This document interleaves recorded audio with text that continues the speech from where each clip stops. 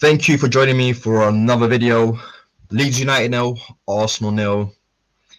Not looking too great, is it? That's now 4 wins, four draws. I wish 4 wins, 4 losses, and now a draw. It's not looking too good.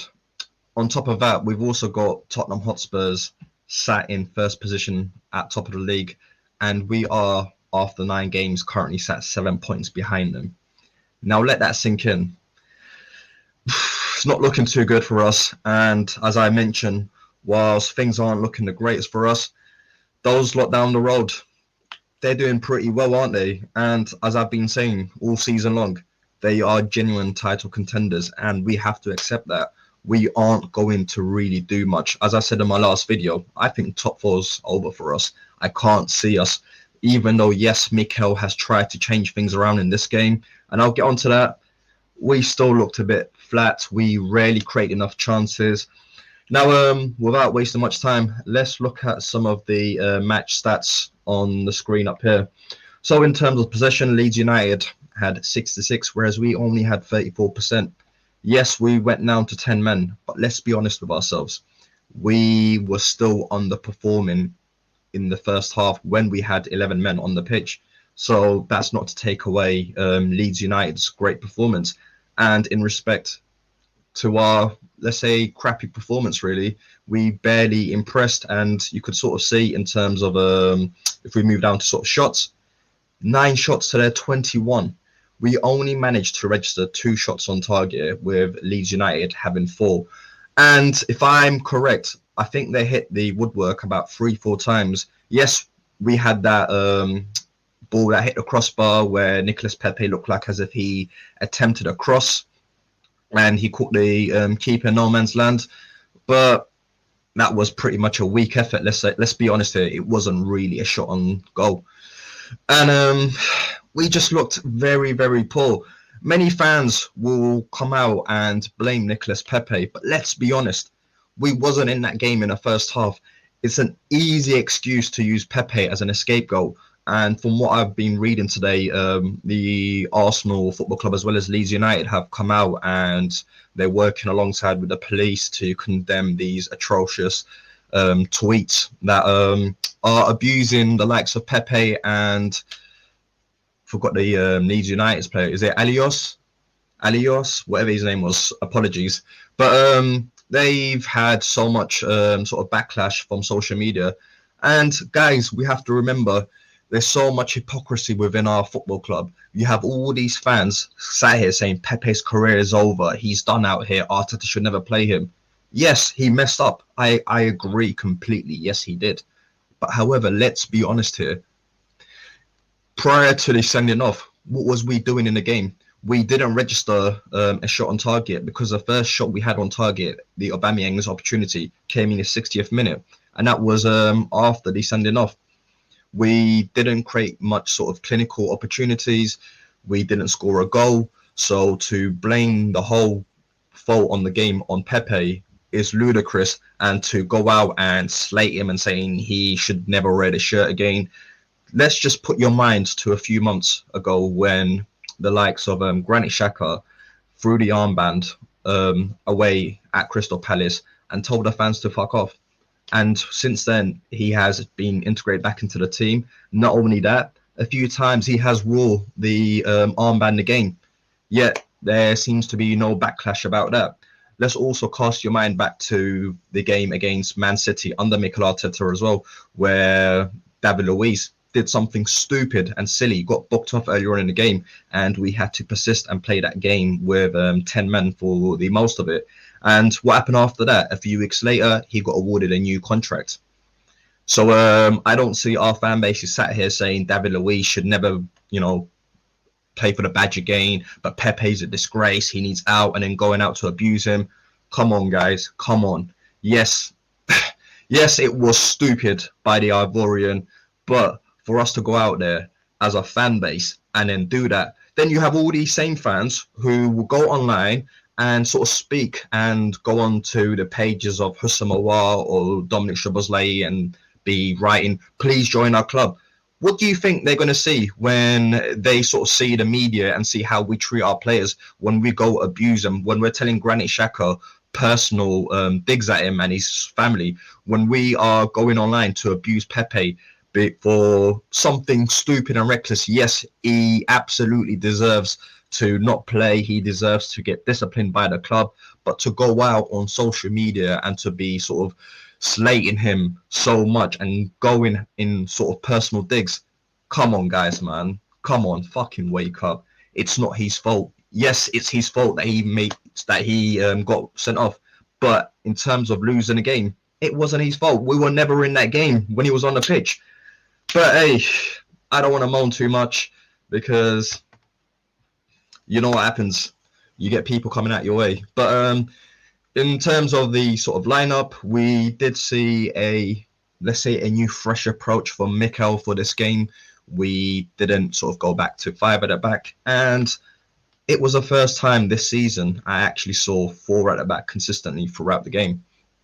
However, even then, we still lacked to sort of create much chances, and we didn't look too great.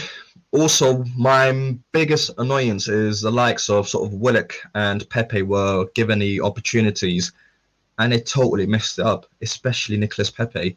You went on prior to the international break, and I can't remember which French outlet he went on there to sort of complain about game time, not playing the games. You were provided the opportunity and you messed it up. I can't defend you, mate. You had the opportunity and you messed it up. Yes, in terms of from a human sense, I can see maybe it might be just sort of so much frustration that's built up from your whole situation there, really, by not playing, by scoring goals and then being subbed off, by performing sort of decent in games and then knowing that you won't be picked for the following game. Yes, to an extent, that will do some damage to you mentally. And maybe then when you're on the pitch, you're kind of going there a bit sort of angry and you're sort of frustrated. So the smallest of things will get to you. And that's exactly what happened. The opposition had a few sort of digs. You sort of saw Pepe and him having a few come-togethers. And it was really easy for the Leeds United player to get under the skin of Pepe. And Pepe, like an idiot, absolutely fell for it. You know what, Pepe? I can't defend you no more. I can't. I can honestly say we didn't lose because of you. But in terms of you moaning about opportunities, I thought, you know what, we've not seen this player play for 5 games consecutively under any manager since he's arrived at Arsenal. So maybe all he needs is a consistent run of games. But after that, I have no words to say. Likewise with Willock. I've said previous times I'm not Willock's biggest fan, but I have said he deserves the opportunity based on the performances he's had so far in the Europa League. And for him to come in and do exactly what he does all the time, it's that final ball. He just doesn't seem to release it, or he just can't get it right. And that's going to cost Willock in terms of his career. He's how old now? He's what, 21? I'm sorry, Willock. You're not going to really make it here. But it's not been too good, and I'm quite disappointed as well in terms of Mikel Arteta just throwing Pepe under the bus. Yes, he messed up, but Mikel, it's very easy to just put the whole blame on your player. Where was the lack of creativity? Where was the sort of changes to inspire the team? Also, I have to go in on Aubameyang as a captain a few times this season. Not seen enough from him. I don't see when our heads are down, Aubameyang sort of getting the team together. I don't see him yelling at players, lifting their heads up. I don't see him pointing at people saying, you get in your position, you pass me the ball. He's not demanding. He's very, he just sort of accepts everything. Lacazette playing through the middle for so long. Instead of sort of saying, yo, boss, yeah, I'm the main talisman in this team. Let me play through the middle. He just accepts it. He's like, you know what? Let Laka play. And for me, as a captain, you need to be a lot more vocal. Yes, there are some captains there that sort of inspire the team by their performances. But when the performances aren't going well for you and you're not scoring, then you need your captain to sort of command the team in other means. And sometimes that has to be vocal, like being quite vocal and getting a team together. When do you ever see Aubameyang sort of command a team? Even in terms of some of the huddles I've seen previously, I've seen David Luiz instruct the players, not Aubameyang. So we might have to question Aubameyang as our captain. But I'm not going to keep going in anymore about the game. We've got Wolves next, then we've got Tottenham. And if we don't pick a single win out of those two games, I'm sorry, I can honestly see this being it for Arteta. But unfortunately, the only issue we have is that we have promoted him to a manager. We have made him in charge of a lot of the recruitment side of things. And so therefore, the club are not going to get rid of him because they promote him to a manager. B, because now that he's doing a lot more than a first team coach, if you were to get rid of him, you've got a massive black hole in terms of other areas that now he's proactively doing. Whereas Unai Emery, he was just a first team coach. So once you get rid of Unai Emery, all you then do is just replace the first team coach. Whereas when you've got more of a structure that we have here, you get rid of Arteta, then you're going to have to plug in quite a few gaps to fill up that void that Arteta would leave. But yeah, can I honestly see this turning around? No, I don't know. It's what do we do? We've tried to go 4 at the back, still look boring. I don't know what to say. Let's just get into the team player rating, and yeah, depressing as usual. Bernd Leno, thought he done well. He made a few fantastic saves. Without him, we might have probably lost 2-3-0. So Bernd Leno, only concern is a few times when, in terms of distributing the ball out, he's a bit slow. I look back at that game against Aston Villa where Villa scored the third goal, and you could sort of see Jack Grealish making that run, and Emi Martinez was very quick to spot him and just threw the ball straight at him. And then from that, Ollie Watkins ended up scoring with Emi Martinez getting the pre-assist. There was an opportunity where I saw Oba making a run, and I thought, Leno, this is your opportunity. Throw it to him. Once he's made that run, then I believe it was Saka who was more inside, and he could have helped out the attack. But Leno was a bit slow in spotting that run. That's his downside, and I've always said it is his distribution. But in terms of the shot stopper, he's class, and you can't fault him for that. And as I said, without Bernd Leno yesterday, we'd have definitely lost that game. So for me, he gets an 8, and one of the few players on that pitch yesterday who could hold their heads up high. In terms of the right back spot, Hector Bellerin, not impressed. Too many times I saw Leeds United coming in, attacking that area, and there was plenty of times when they were making that cutbacks.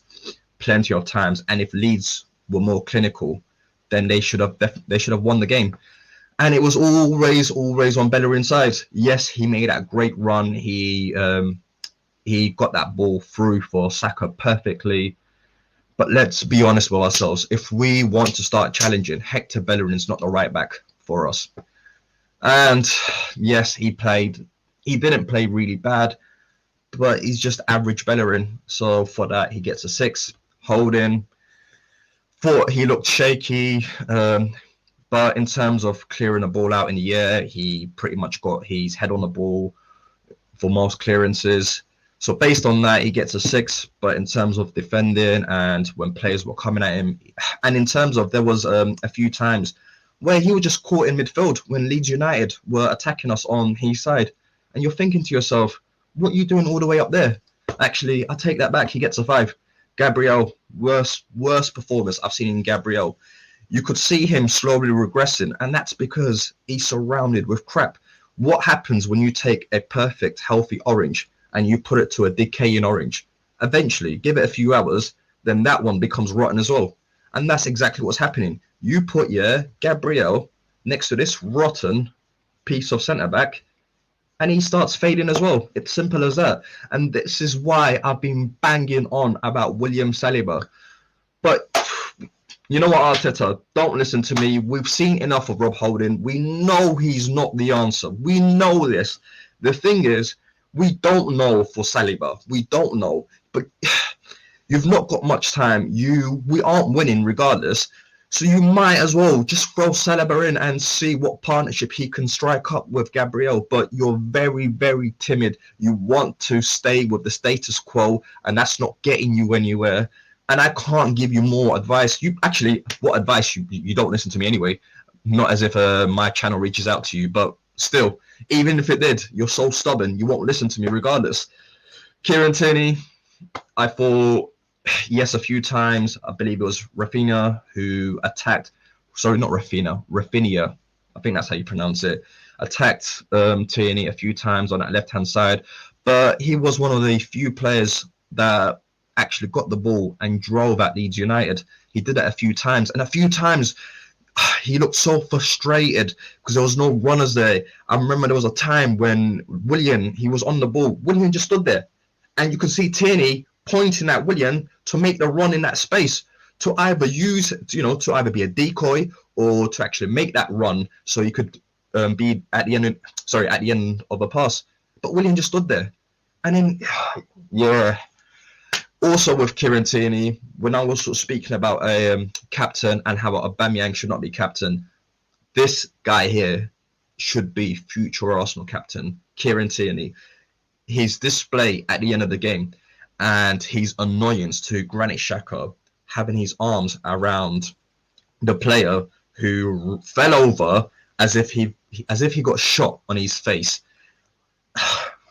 And you saw Granit Xhaka just arms around him, having a little chit chat, smiling. Kieran Tierney thought, what the fuck's going on? What are you doing, Xhaka? And he approached him and said, how dare you, try to roll over the floor and fucking get a player sent off. And then Xhaka, the idiot, is just stood there smiling. You know what? And this is not the first time I've seen Kieran Tierney defend our players. He's done it with Martinelli. I've seen him do it with Saka. I believe it was Kieran Tierney's first or second game when he joined us after the long spell of injury. And I believe it was a European Cup game or the League Cup game. And there was an incident between Martinelli and another player. Kieran Tierney straight up went up to the opposition and grabbed him and pushed him away. That's captain. You support your teammates. Do you think Patrick Vieira or Tony Adams would have had their arms around the idiot that exaggerated the contact that got their player sent off, smiling and joking around? Now you see why I don't rate Xhaka. He's got no love for the club. But we'll get on to Xhaka very soon. Kieran Tierney, based on your passion, you were one of the few players who performed decently yesterday. I'm going to give you a 7. Granit Xhaka takes us on nicely to him. I don't know what to say. I do not know what to say. As if he was sort of pushing Tierney away and he was just stood there smiling. And I thought to myself, mate, you're a cunt. You are a cunt. If I played football quite often and I was quite hot-headed at times. And I was one of these guys that even if it was a friendly, I'd be very competitive and I always want to win. And if I saw one of the oppositions doing what they can to get one of my team members sent off, I would have it with him. I would walk up to him and probably grab him. Like, how dare you fucking do that? And you see Granit Xhaka, who Mikel Arteta says is a great leader, doing that. I'm sorry, not for me. Not for me. And another thing is what I mentioned about Nicolas Pepe and all the fans calling for his head. Remember, he threw the armband. Yeah, the armband, and told us to fuck off. And yet we seem to sit here and say, oh, he can be excused, but Pepe needs to go. But based on the actual game, he didn't do too bad, but he didn't do too great either. So he gets standard 5. So Bios, for me, was a bit more effective, and he was trying to make a few things happen. But there was a few sort of sloppy balls in the first half where he just hit it to the standing boards, and you're thinking, who did you see, Ceballos? It's like, he was trying to impress too much. So based on that, he gets a 6, but he was probably our best midfielder, but that's not saying much, is it? Willock, as I said, poor. He just looked out of place. He rarely did much, to be fair. You know what? Had Willock been the guy that got the red card, it wouldn't have affected us at all, honestly. He gets a 5. Yeah, he gets a 5. Pepe, red card. I'm sorry. I can't apologize. And sorry, I can't keep standing up for you, mate. You get a 1. A 1. That's even lucky. You get a 1. And you've been moaning. You've been saying that you've not had the opportunity. You've been provided the opportunity, and you fucked it up. And for that, mate, I don't want to see you playing in the Premier League anytime soon. So Pepe gets a 1 for me. Willian, he looked a bit better in terms of the passes, the dribbling. But then for me, he's not mobile enough. I've seen a few times when the likes of Willock or, as I mentioned, Tierney won a ball. He failed to make any runs, open spaces for him. He's just a bit passive at times. And therefore, for me, Willian gets a 5. Maybe he just looked a bit heavy because he had quite a lot of stake whilst he was out in Dubai with Salt Bay. Maybe that's the reason why. We don't know this, but he gets a 5 for me. Aubameyang, absolutely poor. Poor in terms of a player, poor as a captain. We can't excuse this guy no more. Yes, the system is not playing to his strength, but Aubameyang, surely as a captain, you need to voice up. Speak to Arteta and say, you know what, we need to change things up, make the team more dynamic so I'm involved more. We need to start creating chances, start speaking more and show more authority. Say, I need to play through the middle, yeah? Be selfish. And for me, even in terms of telling off your members, he's a bit too happy. He's that, Mr. Popular guy in the dressing room. And for me, that shows me that he doesn't have the credentials to be a good captain. And we might have to look at the possibility of changing the captaincy. And hopefully that doesn't cause a unrest in the dressing room. But that seriously needs to be considered because Aubameyang, for me, is not a captain. And based on that, very poor game. Probably the second worst player on a pitch other than Nicolas Pepe. So Aubameyang, for me, gets a 3. And in terms of substitutions, we had Bukayo Saka looked very lively when he came on. He changed up a lot of things. Only issue is he had the perfect opportunity to get us or nick us the win, but he tried to go around the keeper a bit too much, and that failed.